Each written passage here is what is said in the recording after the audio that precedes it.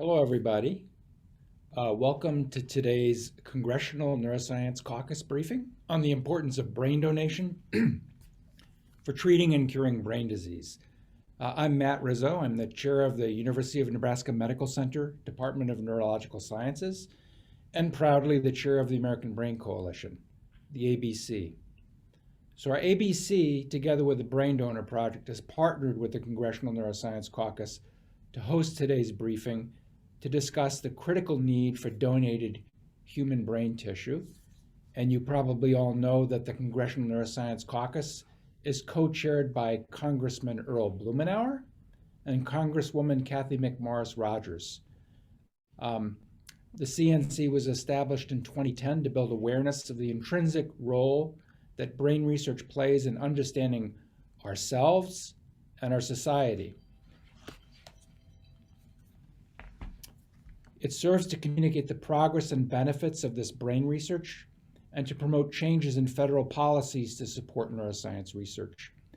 Today is very special, and we're honored to hear from both Congressional Neuroscience Caucus co-chairs. Congressman Blumenauer, lucky for us, is here with us today, and he represents the 3rd Congressional District in Oregon. He's a lifelong resident of Portland, and he was first elected to the U.S. House of Representatives in 1996. So he's got plenty of experience. And he's used his time in Congress and as a member of the Ways and Means Committee to promote health access and environmental reform. And he's also a tireless champion for patients suffering from neurological and psychiatric disorders, and for the researchers who are developing treatments and cures to combat these disorders. We're very thankful to Congress Blumenauer for his leadership, and I'd like to introduce him because he's going to speak now. Thank you, Congressman. Thank you, Matt, and thank you for your leadership and advocacy. And thank you all for joining us for yet another session sponsored on Capitol Hill with the Neuroscience Caucus. We created the Neuroscience Caucus with the recognition that this is an area that is sadly underserved. You know, we've seen massive advances in a whole host of medical research areas.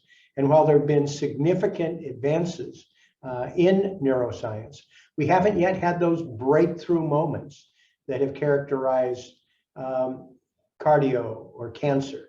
But we're working on it. The Brain Initiative and the work that you're doing is a step in that direction. One of the things that is very important, and I'm glad that you're going to be focusing on it today, is the need to have brain material donated, being able to have the areas that can sustain the necessary research.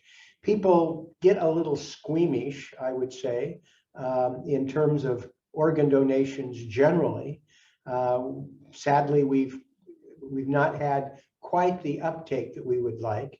But I think when we're talking about the donation of brain tissue, that kind of sets some people aback. They don't fully understand the necessity of having that material in order to advance the research agenda. But we do need it, and we are committed to being able to raise awareness generally, in particular as we're moving into Brain Awareness Week. There's probably no area that I have taken greater satisfaction in watching the progress that's been made on Capitol Hill, raising awareness of neuroscience, building a base of the certified smart young people who work on Capitol Hill to understand the challenges and the opportunities. And I deeply appreciate what's happened with the American Brain Coalition to help be a vital partner with us in spreading the word, being able to engage staff, and be able to bring experts to Capitol Hill to help further inform our efforts. There's no part of the federal healthcare research agenda that has greater promise for changing the lives of American families. It's no secret that virtually everybody has somebody in their family that suffers from some neurological disorder. And being able to do better research on brain tissue will accelerate that day when we get the results that we like. So thank you for joining us. Thank you for your support. And we look forward to joining you with further progress on Capitol Hill. It's a real honor for me to co-chair the Neuroscience Caucus with Cathy McMorris Rogers, a woman who has a keen interest in neuroscience, is in a key committee position to be able to advance the agenda, and has been a tireless champion and a terrific partner. And I'm glad you're going to be able to hear from her today as well. Thank you very much. Thank you so much, Congressman Blumenauer. You're a real champion for the brain and neuroscience research, and we really appreciate your insightful comments today and your enduring support on breakthroughs from brain tissues. And we know this is a bipartisan effort. And in that vein, I want to mention that Cathy McMorris Rogers was hoping to be here as well today, and she graciously provided a recorded message. As Representative Blumenauer was mentioning, Representative McMorris Rogers has a very storied career. She was first elected in 2004. She represents the 5th District of the state of Washington, and she serves as a ranking member of the powerful House Energy and Commerce Commission. And this oversees important health-related programs and initiatives. Representative McMorris Rogers is the first woman to hold the top role for her party on that committee, and we are very pleased and honored to share her video now. So take it away. Hi, everyone. It's Cathy McMorris Rogers from Eastern Washington. I'm sorry that I'm unable to join you today in person, but grateful to Dr. Koroshetz for organizing this discussion and inviting me to be a part of it. I know that you all will learn from today's discussion about brain donations. As you know, I am proud to lead as the co-chair of the Neuroscience Caucus again this Congress. The goal of our caucus is to promote a better understanding of how the brain develops, functions, and ages. Our mission is to raise awareness about the millions of Americans afflicted with neurological disorders or mental illnesses. The good news is that, thanks to American ingenuity, we are on the verge of some major life-saving breakthroughs. These breakthroughs would not only lift one of the biggest cost and care burdens on our healthcare system, but transform the lives of millions of people. People like my son Cole, who has Down syndrome. The reality is that 100% of the people with Down syndrome develop the brain pathology for Alzheimer's. 1 in 3 seniors dies from Alzheimer's or another dementia. And deaths due to Alzheimer's have more than doubled over the past 20 years, increasing by 145%. But there's hope. America can win the future by leading a new era of research and development. And that's exactly what we're doing. As the lead Republican of the Energy and Commerce Committee, I'm helping advance legislation to empower more cures and medical breakthroughs, like the 21st Century Cures, which was signed into law in 2016. Thanks to cures, we're advancing life-saving treatments for terminal diseases, and we should be doing more to build on this law with innovative policies that encourage the rest of the world to follow our leadership for more affordable, life-saving drugs and treatments. In fact, the Neuroscience Caucus has a strong history of supporting the BRAIN Initiative, aimed at revolutionizing our understanding of the human brain. By accelerating the development and application of innovative technologies, researchers will be able to produce a revolutionary, new, dynamic picture of the brain. And this is just the start. I am confident that with your continued help, America can win the future. We can and we will spare millions of people from diseases. Thanks again for this honor. And on behalf of families everywhere who find hope in your research and advocacy, thank you for all you do every day. God bless.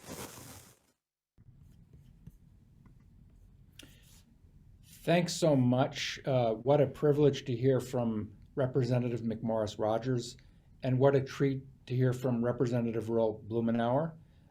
Now it's my pleasure to turn over the proceedings to Hi. our moderator for today's briefings, and that would be Ms. Tish Hevel. She's the CEO of the Brain Donor Project and a member of the American Brain Coalition. So please take it away, Tish. Thank you, Dr. Rizzo. Like you, I'm excited to be here to learn more about brain donation and how it's going to advance the science of brain disease. As Dr. Rizzo mentioned, I'm with the Brain Donor Project, which is a nonprofit focused on raising awareness of the critical need for people, all kinds of people, to donate their brain when the time comes. We've also simplified the process to become a brain donor by functioning as the intake arm of the Neurobiobank. More on how all that works a little bit later on. We are thrilled to have three outstanding speakers with us today. We will hear from the one and only Dr. Walter Koroshetz, director of the National Institute of Neurologic Disorder and Stroke, and the esteemed Dr. John Ai, who is leading the NIH's Brain Initiative. We'll start with Cathy McKenzie of Dublin, Ohio, who donated her husband's brain when he passed away just 3 years ago. She says it had a major impact on her family and still does. Cathy? Hello, everyone. First of all, I want to just thank all of you for the work that you're doing in this most important cause. But before I tell you about how brain donation touched our lives, I want to tell you a little bit about my husband, Michael, and what he was like. He was a bigger than life person. He was gregarious. He loved to tell jokes and stories. And I used to say that his first occupation was that of a jockey. But as I thought more on it, I realized that actually he had jobs when he was like 8 years old. He was an entrepreneur. He was born an entrepreneur, and he used to take like 3 newspaper routes at a time, and he would hire kids to run the papers, and he would do the collection of the money. And that gave you a little bit of an idea of like how his brain worked. He was brilliant. Every transition that he ever did with a client was kept in his head. And so somewhere along the line of these tragic diseases that he had, and Michael did everything big, so he did brain disease big too. He had Parkinson's, Alzheimer's, and Lewy body dementia, plus bipolar disease. So it was during the last year of his life that somehow it came to me that I wanted to donate his brain, that his brain was a gold mine in terms of what doctors could study, what scientists could gain knowledge from his brain. But that last year of his life was very difficult, and I dropped the ball at that point. But during the last 8 days of his life, when he was in the hospice center, the second day I went to his doctor and I said, I have to get his brain donated to science, and I need you to help me because I don't know what to do. Well, she didn't either. So we kind of put our heads together and decided to contact his neurologist at the Ohio State Medical Center. He didn't have any idea what to do, but gave her an idea to call the NIH, which she did. And this wonderful person at the NIH had paperwork next to her within an hour that she brought to me, and I was able to fill out. And before 24 hours was up, his brain was donated. And so now I want to tell you why that's so important that happened for our family, because once we knew that his brain was going to be used for scientific reasons, to hopefully use to find a cure or therapeutics for these diseases, it took the tragedy of these diseases away. We immediately kicked tragedy out of our life, and we held on to triumph, because knew that whenever a doctor was going to be studying parts of his brain tissue, that he would be still the person with the loudest voice in the room. He would still be the center of attention, and his life's not over. He's still leaving a legacy. He's still getting to speak. And that is what our family holds on to. It's what the little boys, the grandsons, we told them about when we said we were donating Papa's brain, and his death made sense to them because of that. And this is kind of the cherry on top. And I didn't know it when it happened, but my grandson, who was 14 at the time, told Michael in a private moment with him is that he was going to become a neuroscientist and that he was going to find therapeutics and cure these diseases. And I want to tell you that today, that boy is 19 years old. He's in his second year of the neuroscience program at Ohio State University.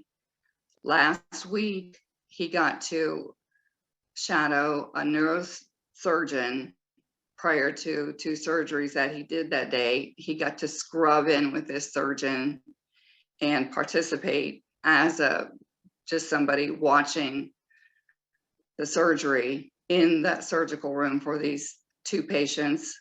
And then after that, he got to shadow a neurologist that was seeing patients. This boy is on fire. He's going to keep his promise that he made to his grandfather. And so without brain donation, without having been able to accomplish that, we would not have all of these triumphs that we look at and hold on to. And when we think about Michael and the boys, their papa, we don't think about him with sadness in our heart. We think about him that he's still contributing and he's getting the last word. And we love that because that was who he was in life and that's who he is in death. So thank you. Thank you, Cathy. We're really grateful to you for sharing your story. Next is Dr. Walter Koroshets, who has served as director of the National Institute of Neurologic Disorder and Stroke at the NIH for almost 8 years now.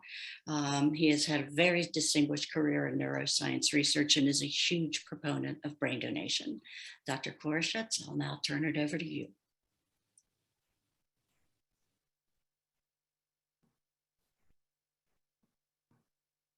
Thank you very much, Tish. And that was a real poignant story. And I could tell you that there are so many of those kind of stories around that it really motivates the scientists, motivates the doctors, the nurses, the clinical coordinators, really try and make a difference for these folks who we know are suffering from neurologic diseases. So at the NINDS, the National Institute of Neurologic Disorders and Stroke, we have a bipartite mission, which is to understand how the brain and nervous system works, and then to use that knowledge to reduce the burden of neurological diseases. And it turns out that the brain is complicated, and so we only really know a very small percentage of what there is to know about how the brain works. And that comes back to bite us when we try to move therapies to patients, because we working on all these assumptions, and more often than not we fail. Although there have been some major successes in neurological diseases, certainly over my career, it's really quite amazing. And not necessarily to talk to these folks, but the tragedy of these diseases is profound, and the numbers of people affected is also profound. And they affect infants and children, young adults, the elderly. These diseases as a whole don't play any favorites. So how do you actually understand these things? Well, you really have to understand the brain. And this shows you the human brain as compared to way down in this corner, the mouse brain. And most of the work we fund is in the mouse, but the real action that we're interested in is in the human. And you can see what a big jump that is. It's much more simplified in the mouse. It's much smaller. And so pretty clear, I think, from this picture that the importance of actually being able to examine the brain in normals as well as people with neurologic disorders to try and understand what's going on, and only understanding what goes on does it get you to treatment.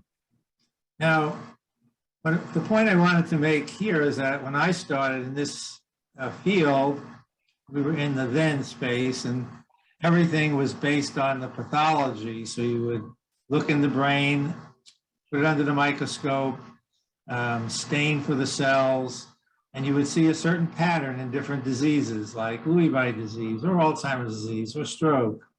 But then what you would do is you would try to reproduce that pathology in a mouse. And so you can create a stroke in a mouse.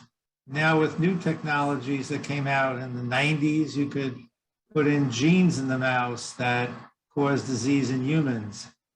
But it's not really the same in the mouse as it is in the human. And the hope was that was going to lead to a lot of success, but it just hasn't in a big way yet. Some successes, but there've been a lot of failures in going from the mouse to the brain, to the human. Now what we can do is actually much more sophisticated, and Dr. Nye will get more into this when he talks about the Brain Initiative. But the point to make now is that now we just don't look underneath the microscope at the different types of cells.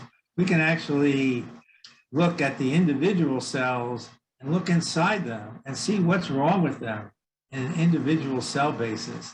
And then we can understand at the molecular level what causes the trouble in the cell that comes from the brain.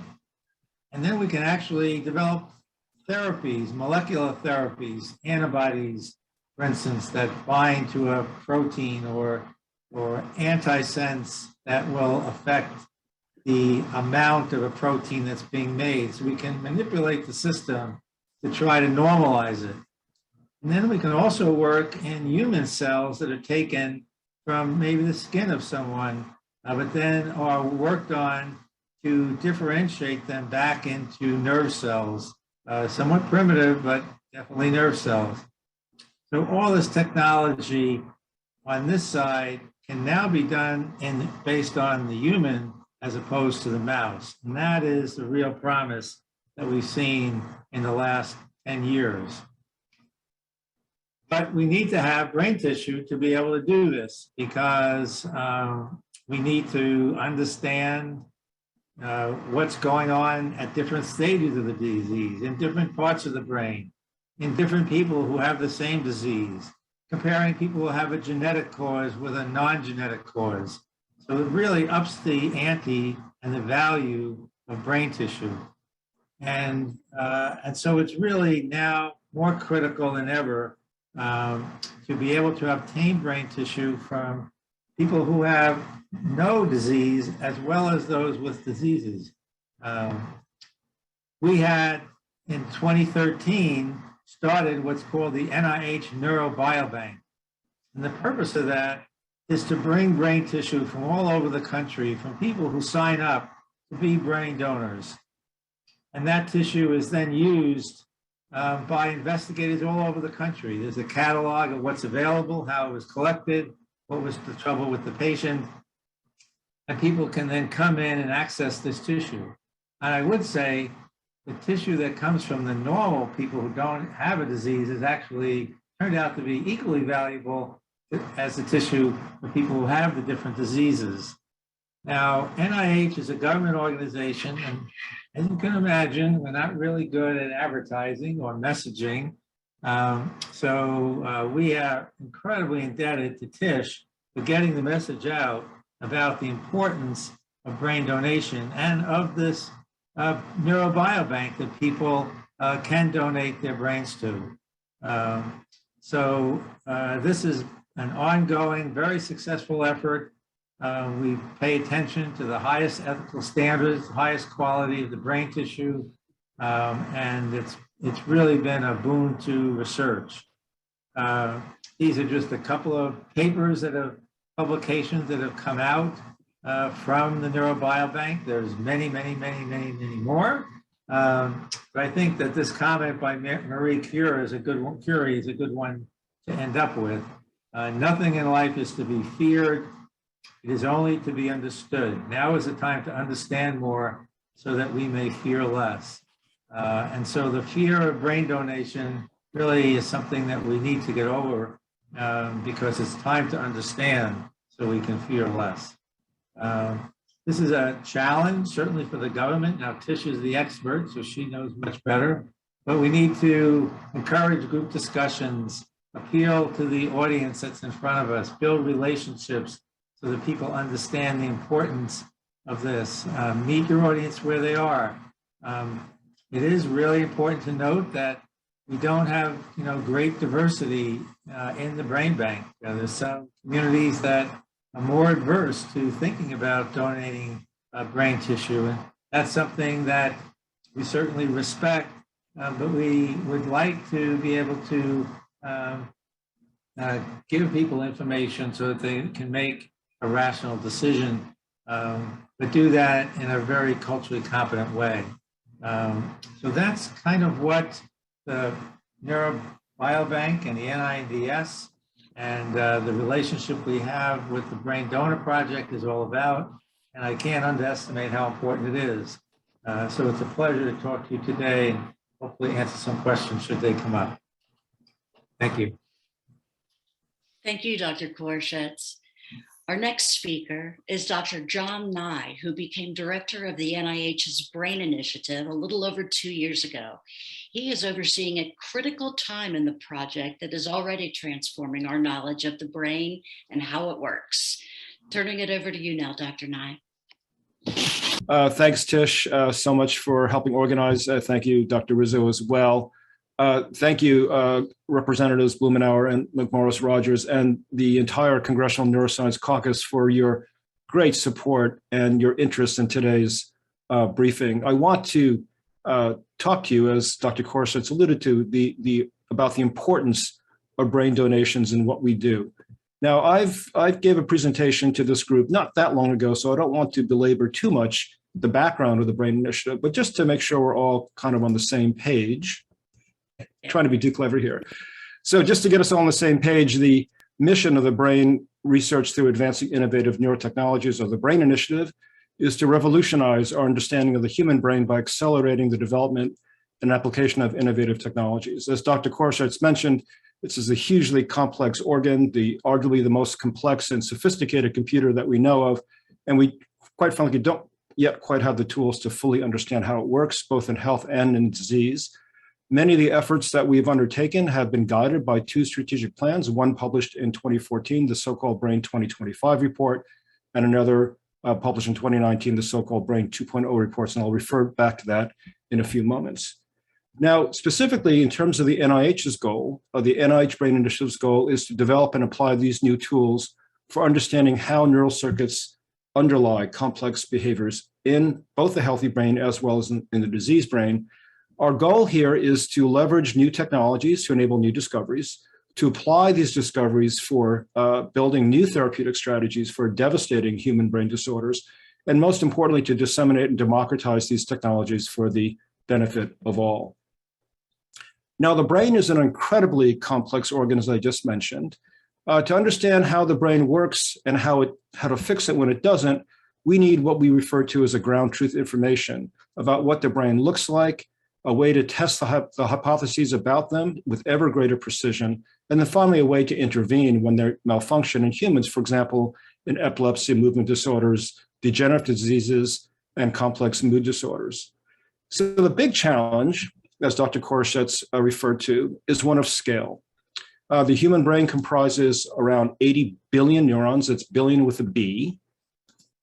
an equivalent number of non-neuronal cells, including those involved in inflammatory responses that we think underlie conditions including long COVID, as well as neurodegenerative diseases, and the trillions of connections or synapses that are made between these cells. So how do we actually tease all this apart? And this is where the Brain Initiative really comes into play, because our goal here, our mission here, is to develop the tools to start unraveling this incredibly complex organ. So our goal here is to transform neuroscience. From the Brain 2.0 working group, there was a recognition that it would be this is a great time to make investments in large projects that have the potential to transform the field of neuroscience research and ultimately the treatment of human brain disorders. So Brain is pursuing 3 large and interconnected projects that promise to reveal with great detail the beautiful complexity of the human brain. So very briefly, these 3 projects are as follows, and again, they're highly interconnected. The first here, as indicated on the top, is the Human Brain Cell Atlas project that will generate the parts list of all the cells comprising the human brain, the over 100 billion cells that are between our ears. The second is the Microconnectivity or Connectivity project that will develop the tools that are needed to characterize the myriad connections that comprise the neural circuits carrying out the brain's complex computations that underlie things like sensory perception, motor behaviors, cognition, and emotion. And then finally, the third piece of this interlocking triangle are the development of tools for precision cell access that will allow researchers to monitor and modulate these identified cells and circuits, and to test and validate models for circuit function as a foundation for future molecular and gene editing therapies that will target cells and circuits that have gone awry in disease. So I just want to go through these a little bit more specifically. These 3 large projects have just been launched. The first is what we refer to as phase 3 of the Brain Cell Census project, the so-called Brain Initiative Cell Atlas Network, and I'll talk a bit more about this in a moment. This builds on the success of the Brain Initiative Cell Census Network, which has been focused primarily on developing a parts list in the mouse, but also developing tools to scale up to the larger human brains. Dr. Koroshetz showed this great graphic about the difference in size between mouse and humans. It's about 1,000-fold. And so this next phase of the atlasing project will shift emphasis to humans. And an atlas of the normal human brain will provide a framework for studying disease brains. And we've already initiated pilot studies, thanks in large part to very generously provided congressionally directed funds in FY21. And these projects will then build a framework for studying disease brains through these larger projects that will be awarded later this year. The whole brain microconnectivity analysis, this project is aimed at developing the tools to map all the connections, the trillions of connections that sit in mammalian brains, and to do so at multiple scales. We've just released the call for applications this past month, and we expect the first grants to be awarded in 2023. So this is very exciting. And then finally, we are organizing resources for developing tools for precision cell access in multiple species, including in human cells and tissues. And here, the long-term goal is not only to have ways of interrogating and modulating circuits, again, to test hypotheses about how they work, to develop better disease models, but ultimately to serve as a foundation for developing new strategies for human brain disorders. The first grants were just awarded, the second ones are coming in. Again, a project that was accelerated due to the generosity of Congress providing specific funds for these projects. So let me just focus in a bit on this Brain Cell Atlas project, and that really highlights the need, the critical need for a diverse and deep pool of human brain tissue for us to succeed in this endeavor. Now, as I mentioned, this project will build on the success of the Brain Initiative Cell Census Network, which recently published a set of papers detailing a very small piece of mammalian brains, the part of the brain that controls motor control, the primary motor cortex. And here we conducted what we call a multimodal analysis, not just using one technique, but many, many different techniques to characterize the multiplicity of cell types in this part of the cerebral cortex. We've identified the organizational principles underlying the diversity of brain cell types, and this is a precursor to understanding all the cell types in the entire brain. And interestingly, by looking at multiple species, we see a remarkable conservation of cell types between mouse, non-human primate, and human. And this study really does set the stage for human brains, the Human Brain Cell Atlas. And just as a little teaser, we have already found that there are certain cell types that are specific to humans that we do not find in mice. And in fact, some of these are specifically vulnerable to loss in Alzheimer's disease. So there's really a lot to come to be learned from these comparative techniques. And we've also learned how to do science. In order to take on this huge task of characterizing the entire human brain, this requires a huge team effort, and this is something we've really learned how to do over the course of the last 5 years or so. So all this highlights the critical importance of human brain donations. Of course, we cannot do this work without having the tissue to study. So why is it important to have a diverse pool of donated tissue? Well, first of all, it will allow us to identify the causes of disease that are common across humankind. So as biologists, as experimentalists, we're traditionally being trained to avoid variation. But in fact, variation is what's going to help us find what's common across humans, and therefore define common disease mechanisms and common cures. The flip side of this is that as we identify differences across humans on the planet, this will allow us to find certain populations that are perhaps more resistant to certain diseases or more vulnerable to certain diseases, and therefore will allow us to find cures that can be tailored to these diseases based on the basic biology that we learned from these differences. It's also critically important to minimize health disparities. So here's just a study that I think highlights this issue. This study looked at a large number of genetic variations across a population of humans. In this case, it was a population of humans of European ancestry, and used these to predict certain health outcomes and other characteristics. And what you can see here is it was very good at predicting these outcomes in the same population, but as we switched continents to the Americas, it became less effective. And as we come down to looking at individuals of African ancestry, it was actually quite miserable at predicting their outcomes. So we need to embrace and leverage the diversity of humans across the planet. We are incredibly diverse. There's a lot of variability, and this variability can really help us not only identify the root causes of diseases, but to make sure that our discoveries really are made for the benefit of all. So BRAIN is partnering with Neurobiobank to meet these critical needs. For the Brain Cell Atlas Network, what's involved is using cutting edge, actually bleeding edge technologies to map all cell types in the normal human brain. And there are many requirements that we need to meet, and Neurobiobank is helping us meet these. We need to have the diversity of humans represented in terms of age, sex, and ancestry. We need healthy, unaffected brain tissue. And we need very high quality tissue that can support the latest analytic technologies. And Neurobiobank is helping us here, and in collaboration, BRAIN is assisting Neurobiobank to increase the number of high quality neurotypical brains for this cell atlasing project, and also to help build a larger network to bring in, to import more and more diverse types of human brains through medical examiners' offices as well as through other outlets. So I'd be happy to take questions here, and you can learn much more about the BRAIN Initiative by coming to our website. So much, Dr. Nye.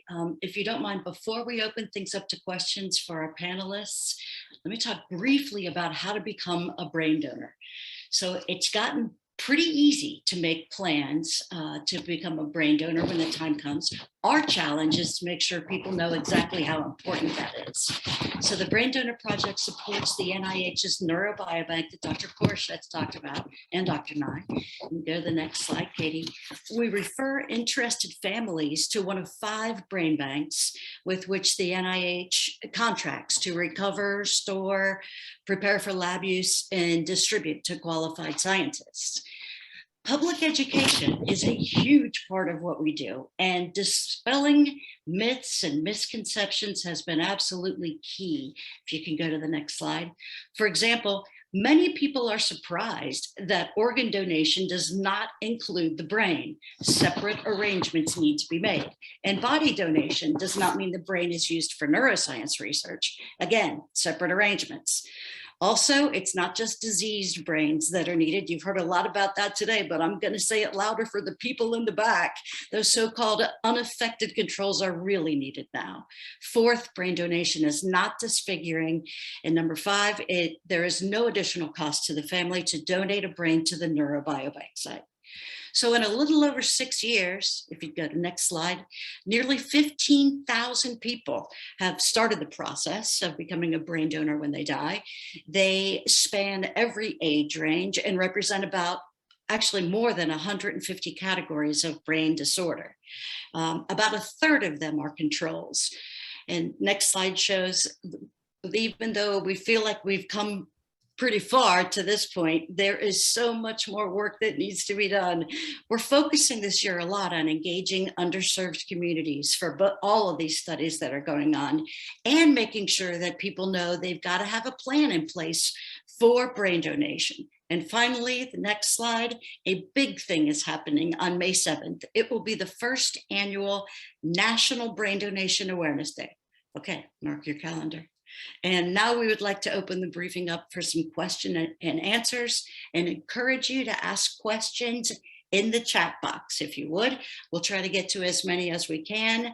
And there's one here already from a brilliant pathologist, Dr. Keene.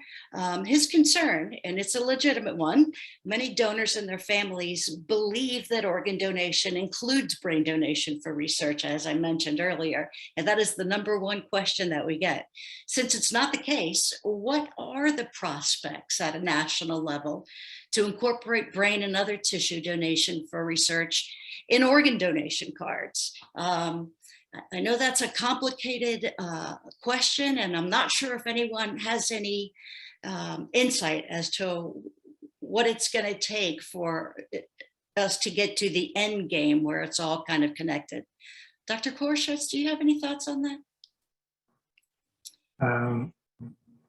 Well, I think the end game is, when we get the answers that we need to bring treatments to patients. So different diseases, it's going to happen at different times. But the key is to persist and take advantage of any opportunity that comes along, and those opportunities sometimes come from being able to access tissue. An example, finding that was made recently in ALS implicated a certain pathway in people who have a genetic form, and then surprisingly, that same pathway looks like it's active in everybody with ALS. So we could get lucky. I think we've got to persist till we get to the end of our goals. Yeah. It's there's another question here too that I should really address, and that is, does the family receive anything in exchange for donating their loved one's brain? Obviously, I can speak to this because I've felt it myself. There are two major benefits that we knew, and it's similar to Cathy McKenzie's experience. The family does experience quite a sense of solace and comfort in knowing that something good is coming from a terrible loss. So our whole family felt like maybe we were doing something to contribute to a future family not having to suffer the way we did, or in the way my dad did. And then the second thing is something of real value. If the family requests it of the brain bank that they're working with, the brain bank will also provide, at no cost, a copy of a pretty important report. It is called the Summary of Neuropathological Findings. And so with many diseases, especially the neurodegenerative ones, the dementias and Parkinson's and ALS, most of what's, it's a very, very educated guess. So the most definitive diagnosis will come after examination of the brain after death. So when we know more about these diseases and the basis of them, that's going to be really important information for the family to have. So that report is very helpful. Also, you can never predict what those findings could mean for the relatives of the individual. Maybe not immediately, but should a discovery be made that, for instance, indicates that people should be treated if their parent had X, Y, or Z, the only way to know, as you said, sometimes is to have that report.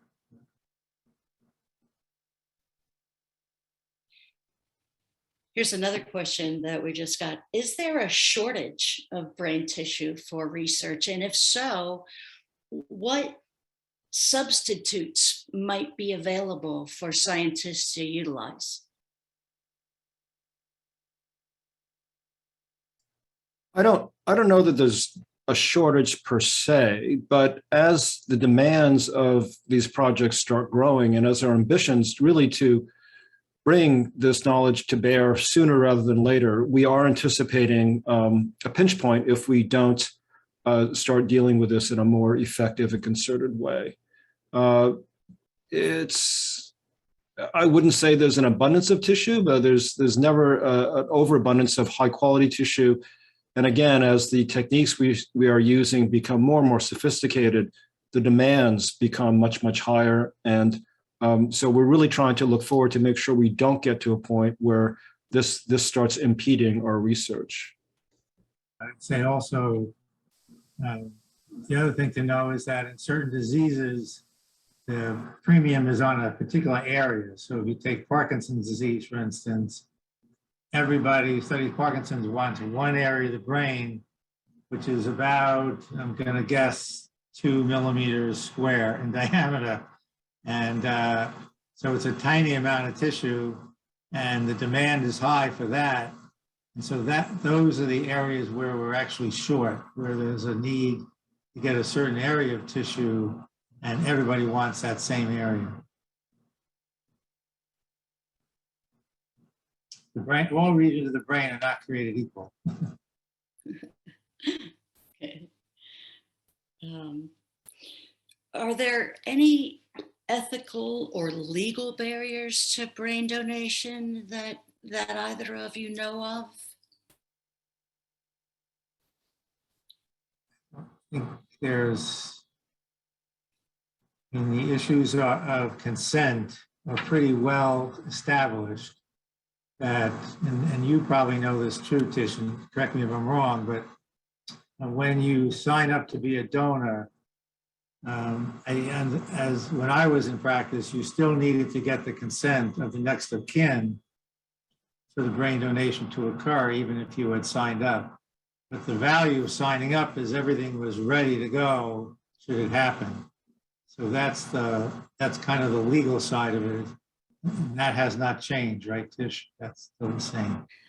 Yeah, there's still some consents that need to be given. So, and there's one final consent over the phone. So you're right about that. Now, culturally, there are cultural norms that that decrease the chance of getting a brain tissue from different populations.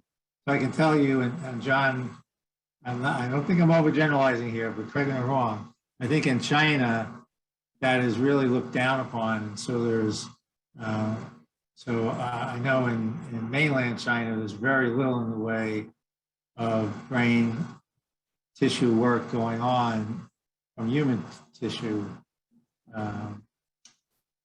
And so I'm going to guess that there might be communities in the U.S. that, feel similarly because of the heritage. But I don't know, John, do you want to?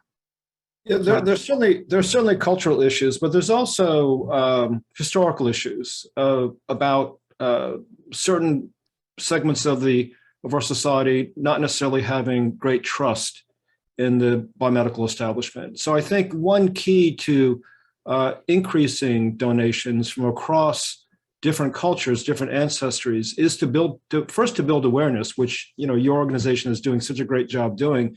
But really, it starts with building trust.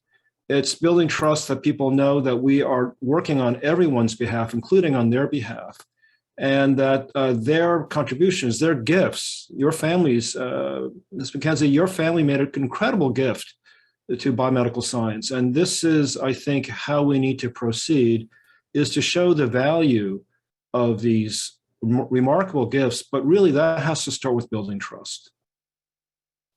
That's been my experience too, Dr. Nye. It's like once people have some realization of the value of this gift, any objections they might have had seem to fall away. People are very anxious to do what they can to help families in the future not have to experience what they've had. So I've heard that. Which also leads us to another question that we got about, especially as it relates to the BRAIN initiative. You mentioned briefly, Dr. Nye, that the BRAIN initiative is working to ensure that underrepresented communities are aware of the efforts being undertaken. Could you talk a little further about some of the things that are being done to engage underserved communities in brain donation? Right, so our groups in the Neurobiobank are doing more outreach to different communities through medical examiners' offices. We are working on engaging with partners out in the field. I think a lot of this has to be done on the ground, again, to both raise awareness and to build trust. So that's one end of it. And working with community organizations who have a stake in this. I mean, we all have a stake in the success of these projects. Another aspect, though, is to consider who is doing the work. Those of us doing the work are the ones deciding who ultimately will benefit. And so we have undertaken the view that it's very important to have all viewpoints, all peoples, as many peoples as we can represented on the side of who is doing the work. And BRAIN is committed to having a diverse set of perspectives who will be dreaming of the next experiments to do, dreaming of the cures that we can make from not just the professional scientific standpoint, but from the personal standpoint. Each one of us has a personal story to tell about why this is important for us, for our families, for our communities. And so having the diverse perspectives represented at the table when these decisions are being made is another very critical piece for ensuring that we do have a really robust dissemination of the riches that we are able to derive based on these incredible gifts. That's great. We have a researcher who was asked if there is a plan to collect CSF, blood, urine, and skin samples from brain donors. Can either of you speak to that?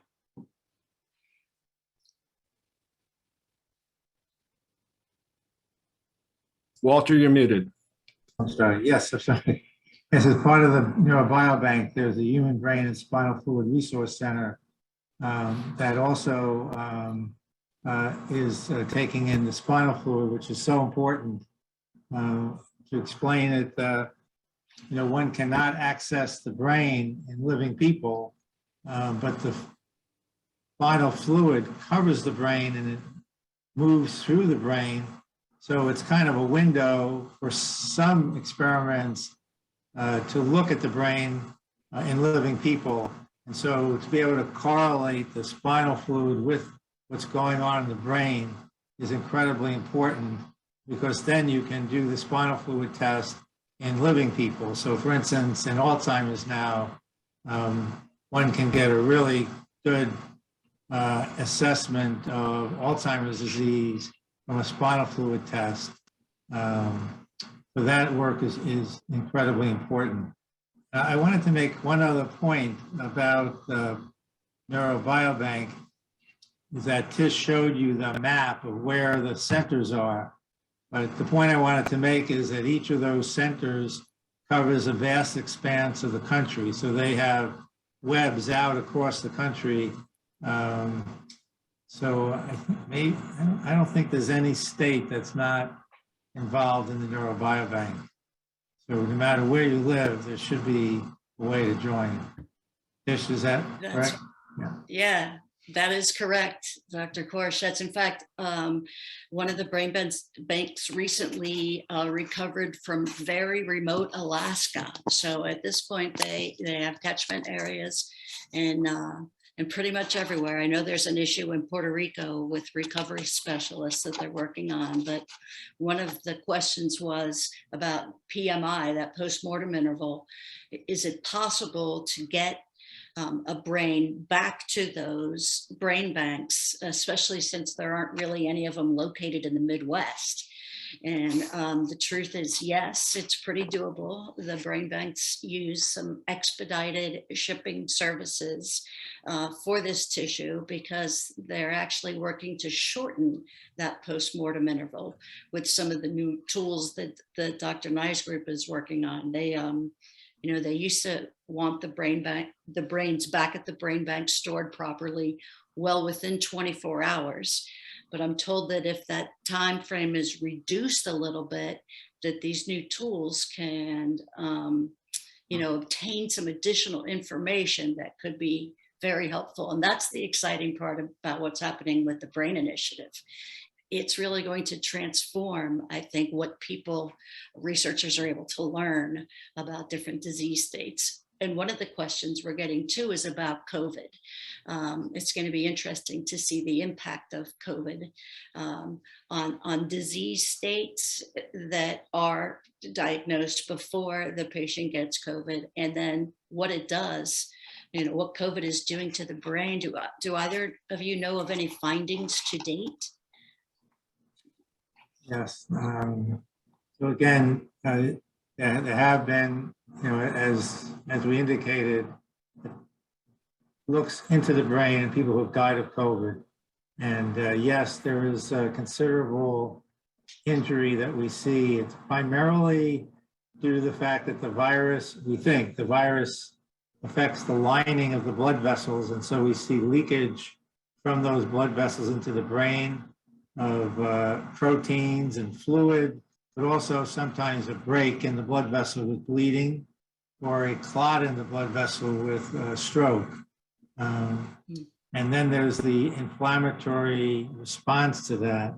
So that's what's happening in acute COVID. The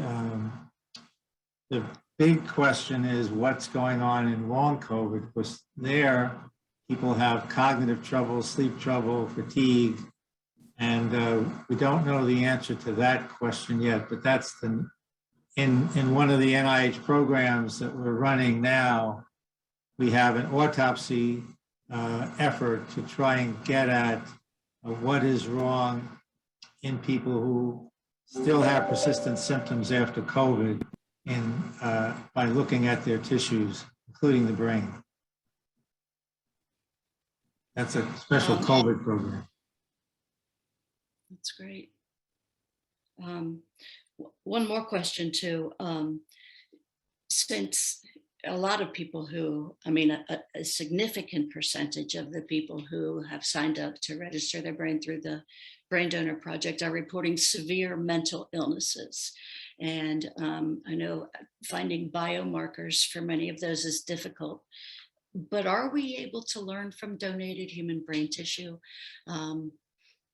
Anything to help us treat those diseases that are so devastating for their families? That's certainly the hope, Tish. Again, we need to understand what all the parts are, both in healthy brains as well as in brains where the patient is suffering some kind of a problem, and we can compare across. One thing that we're really hoping to do here, and I mentioned this earlier, was to provide a framework. So Brain's mission is really to give the framework looking at primarily what we call neurotypical brains, the normal circumstance, but also to develop models for these different neurologic and neuropsychiatric diseases. There will be related and synergistic efforts going on elsewhere at the NIH and across the world that we're hoping can take advantage of having these data sets as benchmarks. So to the extent that we can collect brains from folks that from across the entire spectrum of the human condition, we will be able to compare across them and hopefully learn from those comparisons, and then to be able to find the actual cells and circuits that we can target with precise tools, with next generation tools, with things that we haven't yet imagined that will actually start making a greater impact on treating these human brain disorders. So yes, absolutely, we benefit from all of the above. And again, variation is what is the key to life. We just have to understand where it's coming from and how to make use of it. Wonderful. Well, we have hit our time limit. So if we haven't answered your question, we'll try to follow up with individuals directly. I wanted to say we are very grateful to have over 100 members of Congress and their staffers, ABC members, and other supporters of neuroscience research in the briefing today. Thanks for putting up the reminder, Katie. May 7th is going to be, we've declared it the National Brain Donation Awareness Day, and we're working with the Congressional Neuroscience Caucus on a resolution for that. So if you are in a position to support the effort, we would be forever grateful if you could help move this forward.